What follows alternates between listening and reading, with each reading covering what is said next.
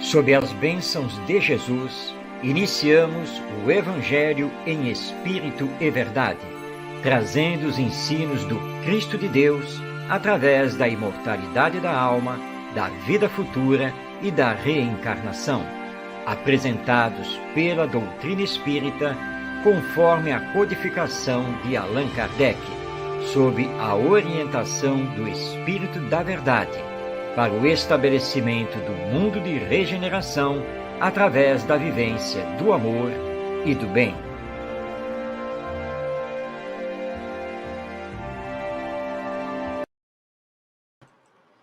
Olá, seja bem-vindo, seja bem-vinda. Iniciamos mais uma edição de O Evangelho em Espírito e Verdade, trazendo as lições da Boa Nova através do entendimento da doutrina espírita. E rogamos a Jesus, nosso Mestre, nos abençoe e que possamos estar aqui envolvidos em vibrações de paz e de amor.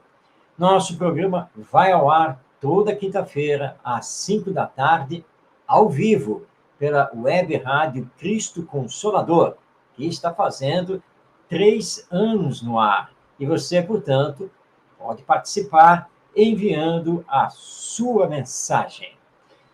Nosso programa tem uma dinâmica de 4 módulos. Começamos dando continuidade ao estudo do Evangelho segundo o Espiritismo. Depois, nós temos um ensino de Jesus comentado. Na sequência, no terceiro bloco, nós estamos estudando com Emmanuel as cartas de Paulo de Tarso. E no quarto e último bloco, nós vamos ver a palavra de José Herculano Pires sobre uma passagem do Evangelho. Vamos, então, iniciar colocando no ar a nossa apresentação em slides para que você possa ir acompanhando o nosso estudo. Hoje nós temos o item 10 do capítulo 9, com o título A Cólera. É uma mensagem dada pelo espírito Hahnemann, na cidade de Paris, no ano de 1863. O capítulo 9 tem por título Bem-aventurados os mansos e pacíficos. Para quem não sabe, a Hahnemann é o idealizador, fundador, grande pesquisador da homeopatia. E ele vem, então, conversar conosco a respeito da cólera. Vamos, então, passar a palavra a Hahnemann, para podermos iniciar os comentários. Ele nos diz: segundo a ideia muito falsa de que não se pode reformar a própria natureza, o homem se julga dispensado de fazer esforços para se corrigir dos defeitos em que se compraz, voluntariamente, ou que para isso exigiram muita perseverança. É assim, por exemplo, que o homem inclinado à cólera se desculpa quase sempre com seu temperamento. Em vez de se considerar culpado, atribui a falha ao seu organismo, acusando assim a Deus pelos seus próprios defeitos. É ainda uma consequência do orgulho, que se encontra misturado a todas as suas imperfeições. Bom, esta primeira fala do espírito Hahnemann já nos dá vários comentários. E ele tocou num ponto muito importante da nossa vida, quando nos desculpamos por sermos encolerizados, nervosos, pavio curto e assim por diante. E Hahnemann tem razão. Normalmente nós utilizamos a desculpa transferindo os ataques de raiva, de cólera, ao nosso organismo. Popularmente, sempre se disse: mas quando me dá nos nervos, eu não consigo me controlar. Ou esta outra expressão: quando o sangue me sobe à cabeça, sai da minha frente. Ou ainda esta: naquela hora, o sangue ferveu e aí eu fiz o que fiz. E assim por diante. São expressões populares em que colocamos o vício moral, que no caso é a cólera, como um efeito do organismo. Ou seja, um organismo que teria o defeito. E é por isso que somos nervosos, é por isso que perdemos a cabeça de vez em quando. E Hahnemann vem nos dizer que não é nada disso. O corpo biológico, esse não tem nada a ver com esses nossos ataques de fúria. Isso é um problema do orgulho. Ou seja, a cólera tem por base o orgulho ferido, e que muitas vezes nós nos comprazemos voluntariamente, como ele diz, em manter. Então, cuidado com esses desculpismos. Ou então, aquela outra desculpa, quando não se põe a culpa no corpo biológico. Mas eu sempre fui assim. Eu sou mesmo desse jeito. E vai por aí afora. E aí, nesse caso, nós já estamos dizendo aos outros que nós não temos jeito. Nós somos assim, ponto, e acabou. E que os outros aceitem como nós somos. E que, de vez em quando, nós vamos ter esses ataques de fúria, vamos ficar encolerizados, raivosos e assim por diante, porque esse é o nosso temperamento. Acontece que somos espíritos criados por Deus, e Deus nos dá todos os germes das virtudes, para que possamos alcançar a perfeição, tanto intelectual quanto moral.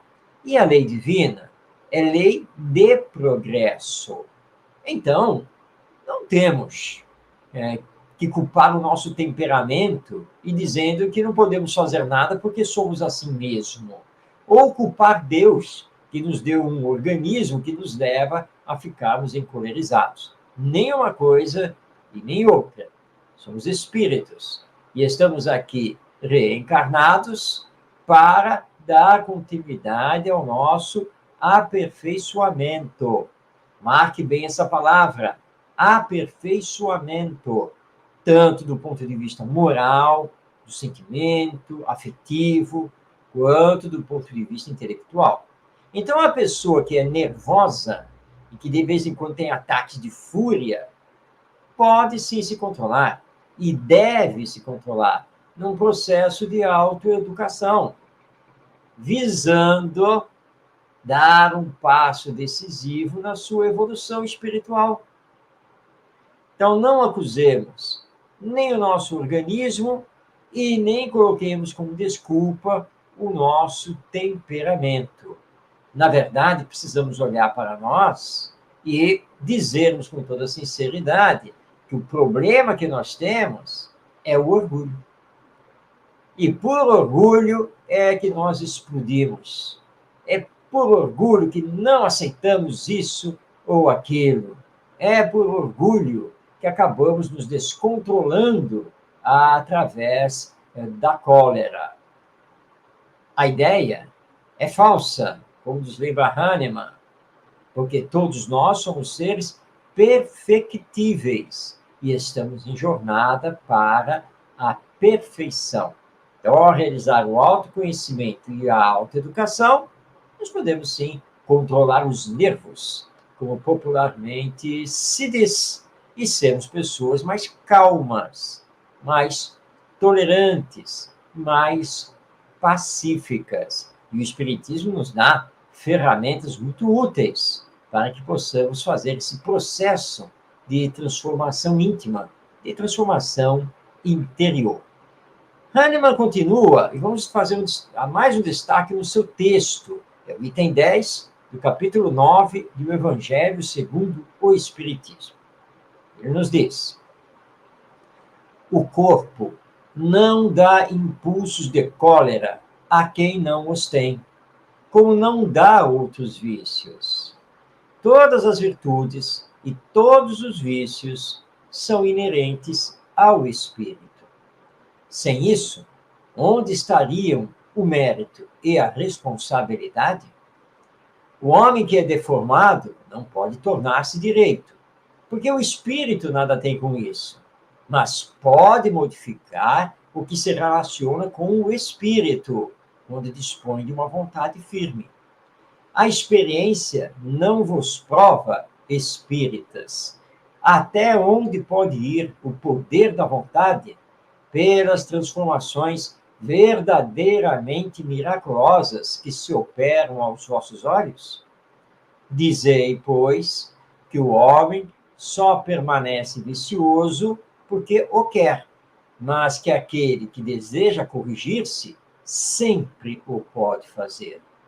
De outra maneira, a lei do progresso não existiria para o homem. Então, essas são palavras do espírito Hahnemann, em sua mensagem ditada em Paris, no ano de 1863, e que Allan Kardec publicou com o título A Cólera, no capítulo 9 do Evangelho segundo o Espiritismo, no seu item 10. O início aqui da fala de Hahnemann é muito importante. O corpo não dá para nós nem virtudes nem vícios. O corpo é apenas instrumento de manifestação do espírito. Virtudes e vícios pertencem ao espírito e o corpo nada tem a ver com isso. Se vícios e virtudes pertencessem ao corpo biológico, ora, nós não poderíamos, perante a lei divina, sermos responsabilizados por coisa nenhuma, não é mesmo? Porque o problema seria do corpo, dos neurônios, dos nervos, e vai por aí afora. Mas não é assim. E ele dá um exemplo, quando ele fala do homem deformado. Ou seja, naquela pessoa que nasce ou, por causa de algum acidente, vai se tornar, por exemplo, paraplégico. Ora, o espírito nada pode fazer. O corpo está danificado. O seu instrumento de manifestação está danificado. E assim vai ficar. Não há cura. Então, o espírito não pode mudar esse corpo. Entretanto, com uma vontade firme, ele pode trabalhar a resignação, a tolerância, ele pode equilibrar o sofrimento sem atingir a si mesmo e aos outros. E mesmo com o corpo paraplégico, ele poderá ainda vir a desenvolver várias competências, várias habilidades. E realmente, tem razão Hahnemann, nós temos aqui na história casos e mais casos de superação. Pessoas que, em princípio, não teriam como fazer determinada coisa e conseguem, pela força da sua vontade, e superam todas as barreiras. Então, ele encerra dizendo que aquele que permanece vicioso, permanece porque quer. Porque quem quer se corrigir, se melhorar, sempre poderá se corrigir, sempre poderá se melhorar. Por quê? Porque a lei divina, como já falamos, é lei do progresso. Se nós não pudéssemos nos modificar, se não pudéssemos nos corrigir, a lei de progresso simplesmente não existiria. Mas é ela que rege a criação divina. É ela que rege todo o universo. É ela que rege a vida, seja aqui na Terra ou no mundo espiritual. Portanto, a cólera é um vício que tem por base o orgulho. Precisamos combater o orgulho através da nossa educação moral, para que a cólera seja substituída pelas virtudes da compreensão, da tolerância e da paciência. E todos temos capacidade para fazer isso, e aí está o Espiritismo, com as suas instruções, com os seus princípios, para nos auxiliar nessa trajetória educacional de nós mesmos. Muito bem, com isso, encerramos por hoje o estudo do Evangelho segundo o Espiritismo, porque agora está na hora de iniciarmos o segundo módulo, ou segundo bloco, do nosso programa, onde estamos acompanhando o livro Parábolas e Ensinos de Jesus, de Caibal Schutel, uma obra maravilhosa que, aliás, convido a todos a conhecer, fazer de fato a sua leitura.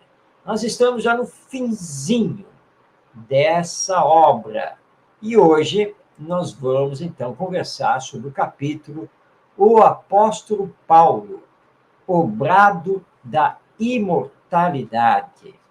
Muito bem. Caibal Schutel escreve esse capítulo tendo por base o Atos dos Apóstolos. Quando lemos no Atos, capítulo 9, itens 1 a 22, mas aqui nós coloquei apenas a parte final. Pasmavam todos os que o escutavam e diziam: não é este o que perseguia em Jerusalém aos que invocavam esse nome e que tinha vindo para cá para os levar presos aos principais sacerdotes? Porém, Saulo muito mais se fortalecia e confundia os judeus que habitavam em Damasco, provando que Jesus era o Cristo. Bem, antes de mais nada, vamos contextualizar esta passagem dos Atos dos Apóstolos, porque isso aqui, esta narrativa vem logo após a famosa conversão de Saulo na estrada de Damasco. E aí ele adentra essa cidade, ali ele vai conhecer Ananias, que vai curar a sua cegueira, e vai então lhe dar as primeiras lições do Evangelho, dos ensinos de Jesus. Saulo vai ficar em Damasco, que fica na Síria, um tempo, e entusiasmado com a visão que ele teve de Jesus e com aqueles maravilhosos ensinos, ele começa a pregar o Evangelho ali mesmo em Damasco, diante da comunidade judaica ali existente. E os judeus ficam admirados porque reconhecem ele, o famoso Saulo de Tarso, o doutor da lei, perseguidor desse tal de Jesus e dos seus adeptos, e que tinha ido para Damasco com a autorização justamente para prender Ananias e os demais seguidores de Jesus. Mas agora Saulo estava pregando o evangelho. Saulo tinha se bandeado para o outro lado, essa nova doutrina, mas os judeus ficaram muito confusos, porque a palavra de Saulo era tão lógica, era tão veemente, que ele provava aos judeus que Jesus era o Cristo, ou seja, que Jesus era o enviado, o Messias, o Senhor. Então, essa é a história, né, da contextualização desta passagem de Atos dos Apóstolos. Vamos passar agora a palavra a Caibal Schutel, no seu livro Parábolas e Ensinos de Jesus. Então, ele comenta toda essa passagem. E ele nos diz: Paulo é o mais belo rebento da árvore do cristianismo. Dentre todos os grandes na fé, que se distinguiram pela sua dedicação e amor à causa de Jesus, Paulo é o Espírito, cuja luz ultrapassa a todos os anseios da caridade. É a sabedoria que excede a todas as ciências. É o prodígio de todos os prodígios. É a coragem, a energia que afronta todas as grandezas.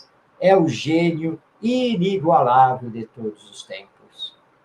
Só de um espírito se sabe que a humanidade reverencia, admira, adora e está em esfera superior à do apóstolo das gentes, nosso Senhor Jesus Cristo. Dotado de grande saber, iluminado por uma inteligência singular, revestido de um critério extraordinário, o mestre dos gentios teve a felicidade invejável de ser convertido à verdade pelo Espírito de Jesus Cristo, que fez dele o seu vaso de honra, para que levasse a gentes a palavra da redenção. A conversão de Paulo é o fato mais culminante da vida do cristianismo. O brado de Damasco: Saulo, Saulo, eu sou Jesus. Duro-te é recalcitrar contra o aguilhão. É o brado da imortalidade e comunhão espírita que se repete hoje pelo mundo todo, chamando os homens ao caminho, à verdade, à vida. Todos os discípulos de Jesus receberam o ensino oral da divina doutrina durante a encarnação do Messias. Só Paulo o recebeu depois da desencarnação do Nazareno. Todos presenciaram, testemunharam 1000 prodígios que o embaixador de Deus produzira como prova da sua missão. Somente Paulo foi testemunha de um prodígio que o fez arrostar todas as ameaças, todos os perigos, toda a perseguição, a aparição do Filho de Deus. Todos receberam conselhos, dádivas, promessas. Ora era o pedaço de pão, ora o vinho, ora os peixes, ora os milagres, ora a doutrina, ora o auxílio pecuniário. Paulo recebeu o próprio Espírito do Mestre, que o assistia. Por isso, foi ele o maior de todos. Por isso, ele é o maior de todos. Já não sou mais eu quem vive, mas o Cristo é que vive em mim. Já não sou mais eu quem fala e quem age, mas o Cristo é que fala e age em mim, dizia o grande missionário. Bem, essas são as palavras de Cabachuto, uma parte delas. Cabachuto ainda tem mais alguns comentários, mas nós separamos estas palavras que consideramos bastante significativas e profundas. Neste momento da narrativa do Atos dos Apóstolos, Saulo de Tarso ainda não é o Paulo de Tarso. Ele está no início da sua conversão ao Evangelho. Na sequência, nós vamos ver que ele foi obrigado a sair de Damasco, porque houve uma revolta, e o próprio Ananias disse que ele, Saulo, precisava de tempo para compreender com profundeza o Evangelho. Não era a hora dele se debater com os judeus, seus irmãos, até porque ele ainda carregava muito do Saulo. E aí, então, vai vir todo um processo pela frente, em que Saulo deixa passar o tempo, estuda, conversa, medita sobre os ensinos de Jesus, para muito tempo depois, aí sim, ele começar a trabalhar pela divulgação do Evangelho. É quando, então, por sugestão de Lucas, ele vai, então, mudar o seu nome.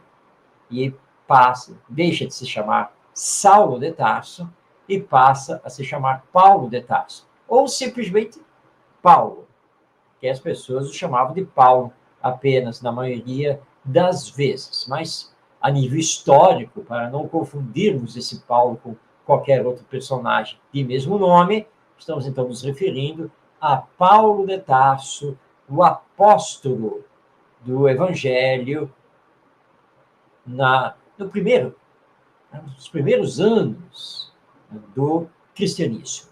Então, devemos a Paulo o assentamento do Evangelho, que acabou ficando para todos nós. E Paulo, como lembra aqui Cabachuta, Paulo tinha a coragem de enfrentar todos os problemas, todos os percalços. Ele já agia assim como Saulo, quando ele considerou que os ensinos de Jesus feriam o judaísmo, ele não pensou duas vezes. ele começou a perseguir Jesus e os seus discípulos. Ele não chegou a conhecer o mestre Nazareno, mas empreendeu toda uma perseguição, então, aos discípulos, aos seguidores daquele judeu da Galileia, que ele considerava que havia ensinado uma heresia e que os judeus não podiam seguir. E ele fez isso com todo desassombro. E ele não recuou em nenhum momento. Esse ímpeto que ele tinha, ele levou para o cristianismo nascente. Então, quando ele percebeu da necessidade de espalhar o evangelho para além da Palestina, ou seja, levar o evangelho para as outras gentes, ele foi em Timorato e tudo o enfrentou.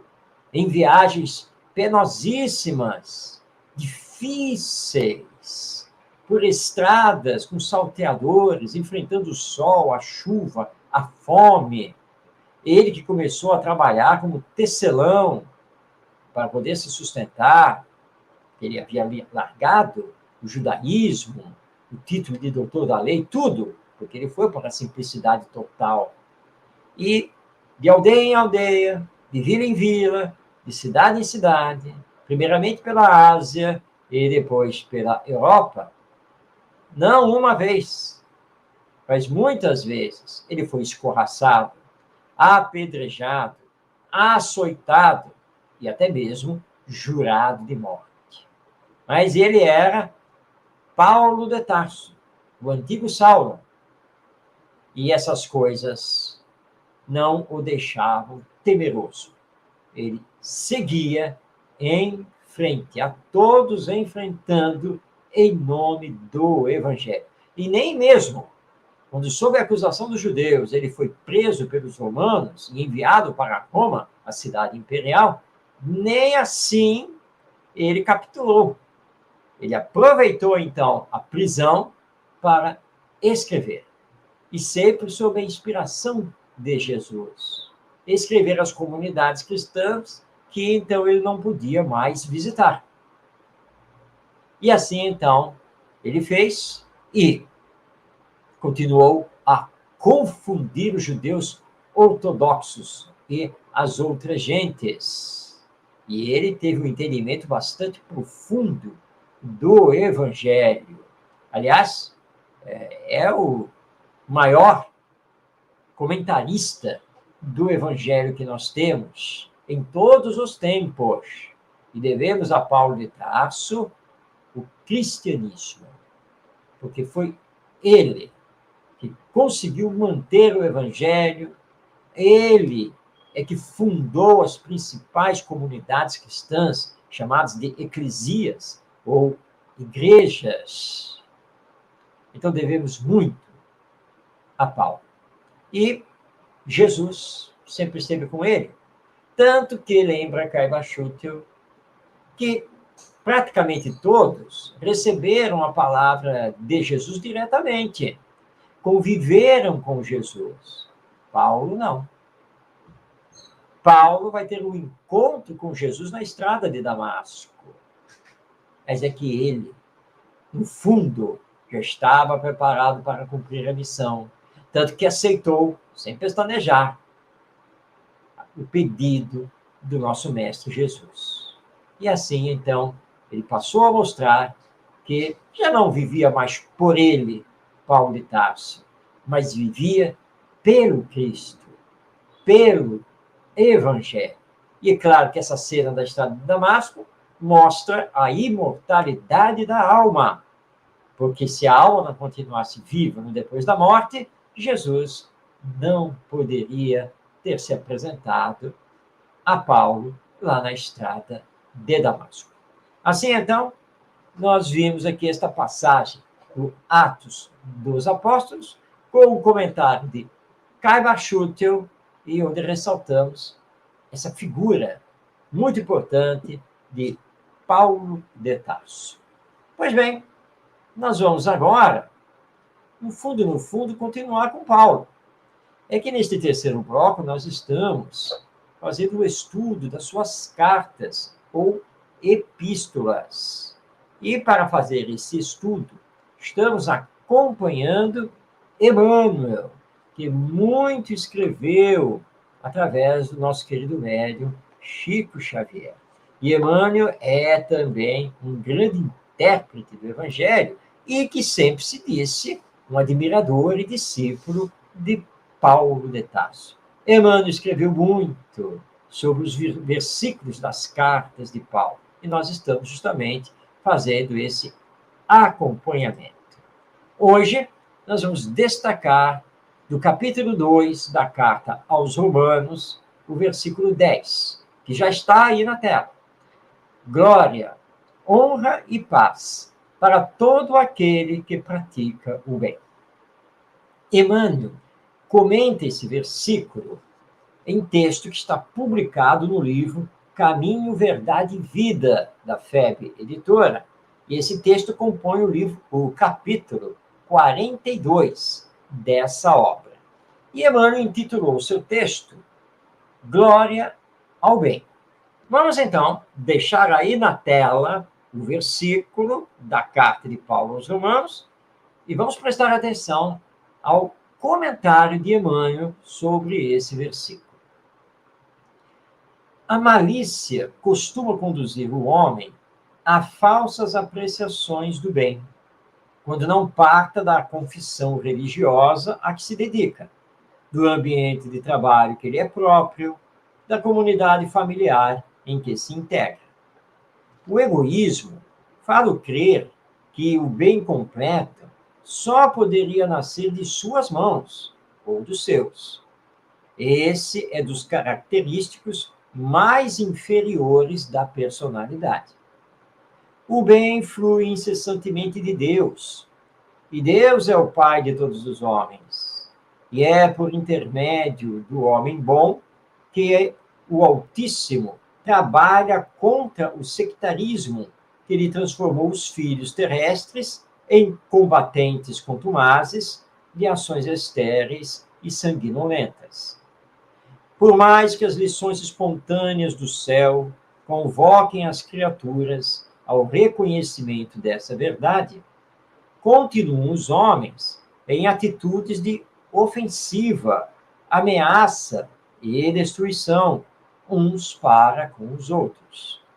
O Pai, no entanto, consagrará o bem onde quer que o bem esteja.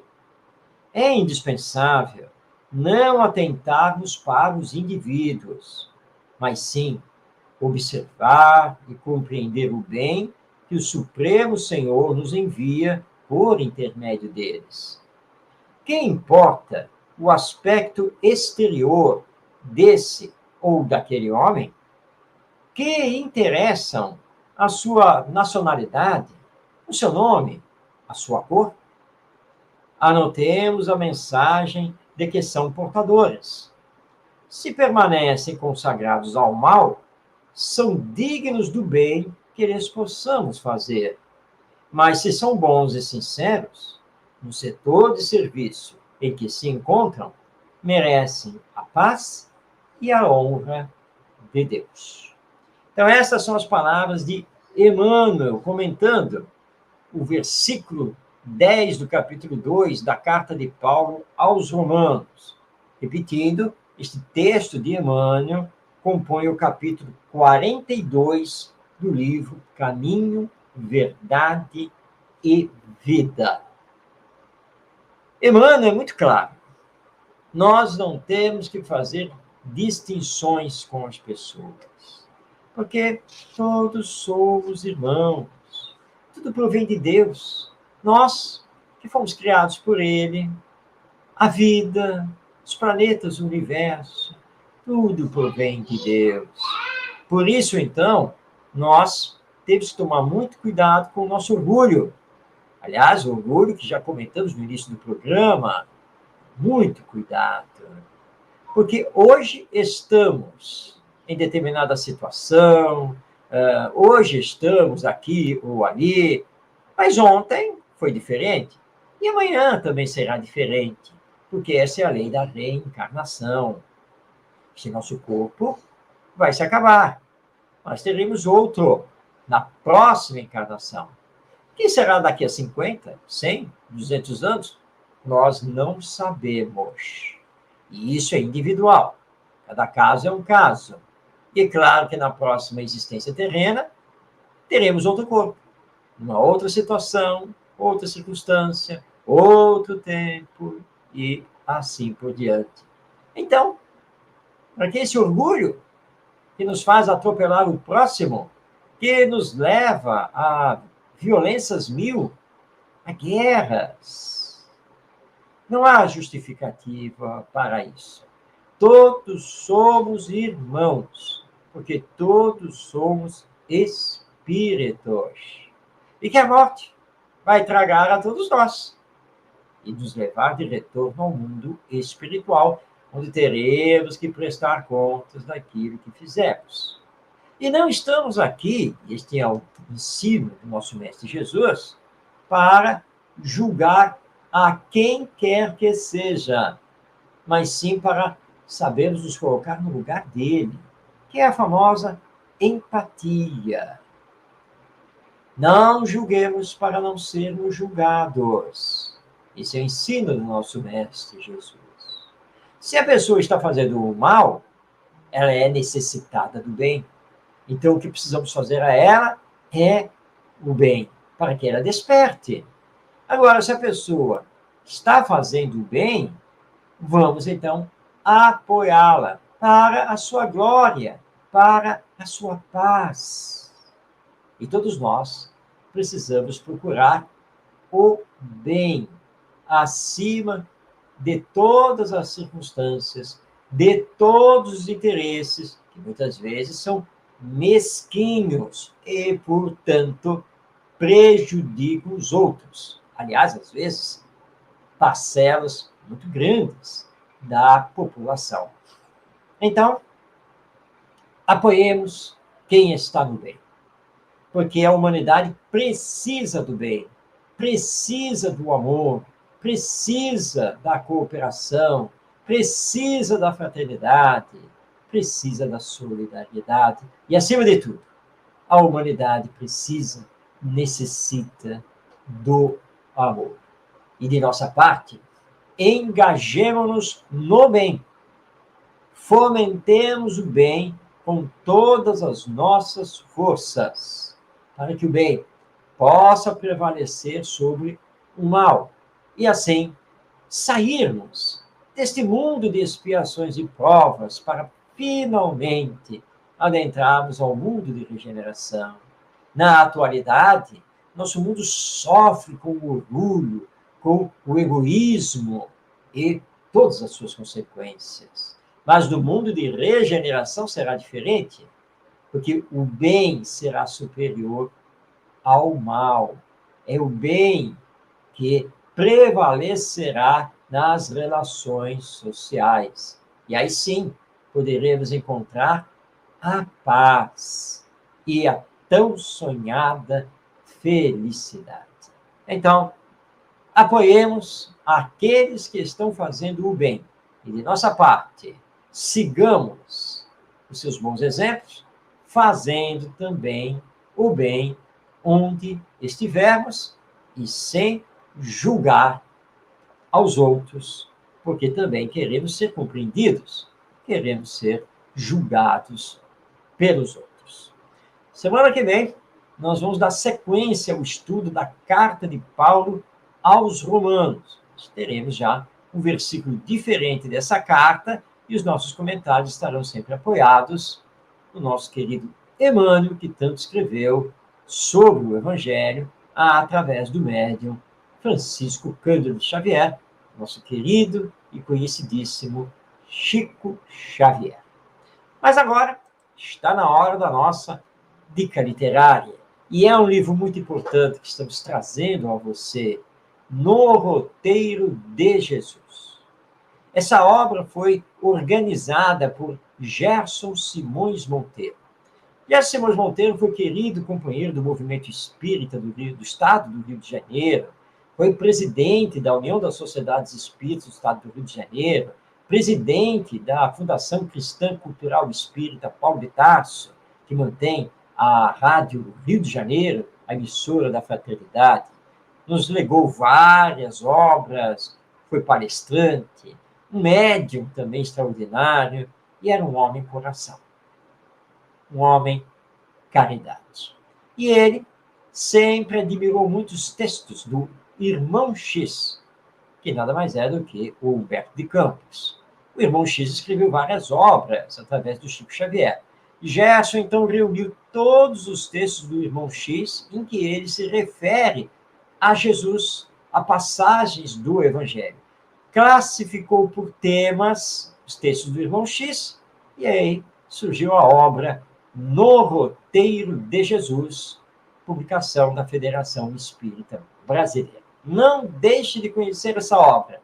Ela realmente é muito importante e nos traz lições valiosíssimas do Irmão X através do Chico Xavier.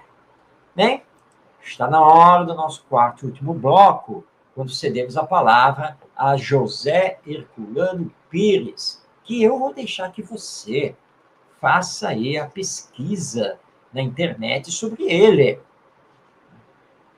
Ele desencarnou em 1979, mas durante 3 anos e meio, meados de 1970, meados de 1974, mais ou menos, ele, a convite, esteve à frente do programa No Limiar do Amanhã, um programa espírita que é ao ar aos sábados à noite pela Rádio Mulher, lá em São Paulo, capital. E ele sempre encerrava o programa comentando um trecho do Novo Testamento, ou do Evangelho. Esses comentários de Herculano Pires foram publicados pela editora Paideia no livro O Evangelho de Jesus em Espírito e Verdade. A capa do livro está aí, na tela, e nós estamos aqui com o livro em mãos. Vamos ler, então, agora o comentário que ele fez sobre uma passagem que está no Evangelho de Lucas, no seu capítulo 15, versículos 1 e 2. Esses versículos são os seguintes. Aproximavam-se de Jesus todos os publicanos e pecadores para o ouvir. Os fariseus e os escribas murmuravam: este recebe pecadores e come com eles. Comenta agora José Herculano Pires. Essa pequena passagem do Evangelho de Lucas coloca diante de nós o problema dos preconceitos religiosos existentes sempre em todo o mundo e que existiam de maneira bastante aguda no tempo de Jesus, e particularmente na Palestina, especialmente entre o povo a que Jesus pertencia, que era o povo judeu. Ora, os publicanos e os pecadores eram, como Jesus sempre ensinou, filhos de Deus, como todas as demais pessoas. E as demais pessoas que se julgavam puras, porque seguiam os rituais da sua religião, porque se submetiam às exigências das leis do Templo de Jerusalém, essas demais pessoas, em geral, não eram mais puras do que os publicanos e os pecadores. Fazendo aqui um parênteses no texto do José Herculano Pires, só para explicar que publicano era o judeu que trabalhava para os romanos, principalmente na cobrança dos impostos. E pecador, para os judeus da época, era toda e qualquer pessoa, sendo judeu ou não, que não cumpria a lei mosaica, que não cumpria aquilo que era interpretado da Torá, que era o livro sagrado do judaísmo. Muito bem, fechando esse parênteses e voltando a palavra a José Herculano Pires. Os publicanos, como sabiam, tinham apenas o pecado, se nós colocarmos o pecado restrito à sua denominação. O pecado de executar uma profissão que era considerada má, em virtude de atentar contra os interesses do povo judeu.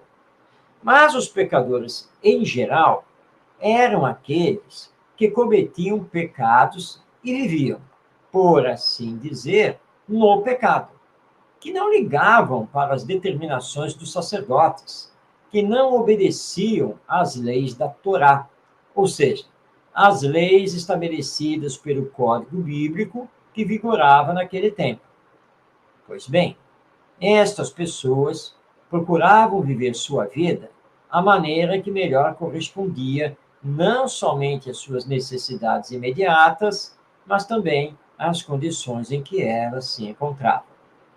Muitos destes pecadores, como ocorria com os publicanos, eram pecadores porque não dispunham de elementos para poderem se conservar na pureza ritual exigida pelo templo, que é referência ao Templo de Jerusalém, e exigida pela religião judaica.